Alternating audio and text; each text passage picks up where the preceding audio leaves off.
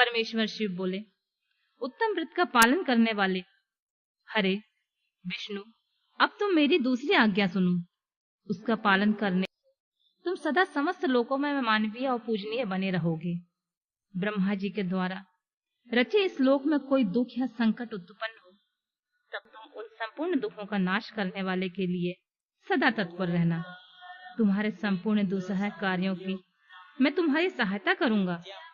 तुम्हारे जो दुजे और अनंत उत्कट शत्रु उत्पन्न होंगे, मैं उन सबको मार गिराऊंगा। हरे, तुम नाना प्रकार के अवतार धारण करके लोक में अपनी उत्तम कीर्ति का विस्तार करो। सबके उद्धार के लिए तत्पर रहो। तुम रुद्र का ध्येय हो और रुद्र तुम्हारे ध्येय है। तुम में और रुद्र में कुछ भी अंतर नहीं है। जो मनुष्य रुद्र का भक्त होकर तुम्हारी निंदा करेगा, उसका सारा पुण्य तत्काल भस्म हो जाएगा। पुरुषोत्तम विष्णु, तुमसे द्वेष करने के कारण मेरी आज्ञा से उनको नरक में गिरना पड़ेगा। यह बात सत्य है, सत्य है, इसमें कोई संशय नहीं है। तुम इस लोक में मनुष्य के लिए विशेषतः भोग और मोक्ष प्रदान करने वाले और भक्तों के ध्येय तथा पूज्य होकर प्राणियों का विग्रह तथा अनुग्रह करो।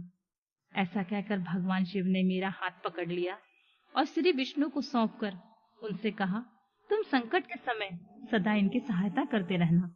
सबके अध्यक्ष होकर सबको भोग और मोक्ष प्रदान करना तथा सर्वदा समस्त कामनाओं का साधन एवं सर्वश्रेष्ठ बने रहना।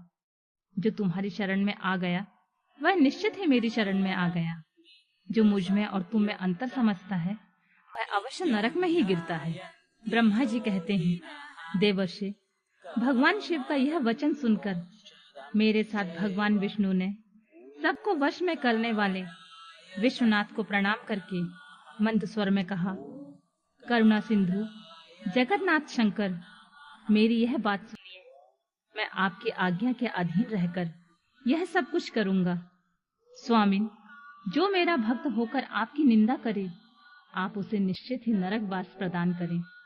नाथ, जो आपका भक्त है वह मुझे अत्यंत प्रिय है।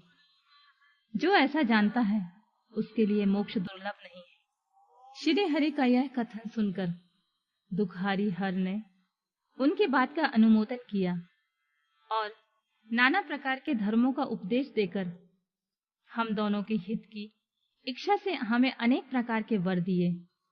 इसके बाद भक्त वत्सल भगवान शंभु कृपा पूर्वक हमारे ओर देखकर हम दोनों के देखते देखते सहसा वहां से अंतर्ध्यान हो गए। तभी से इस लोक में लिंग पूजा का विधान चालू हुआ। लिंग में प्रतिष्ठित भगवान शिव भोग और मोक्ष देने वाले हैं। शिवलिंग की जो वेदी या अर्धा है वह महादेवी का स्वरूप है और लिंग साक्षात महेश्वर का लय का अधिष्ठान होने के कारण भगवान शिव को लिंग कहा गया है, क्योंकि उन्हीं में निखिल जगत का लय होता है। महामुनि, जो शिवलिंग के समीप कोई कार्य करता है उसके पुण्य फल का वर्णन करने की शक्ति मुझ में नहीं है।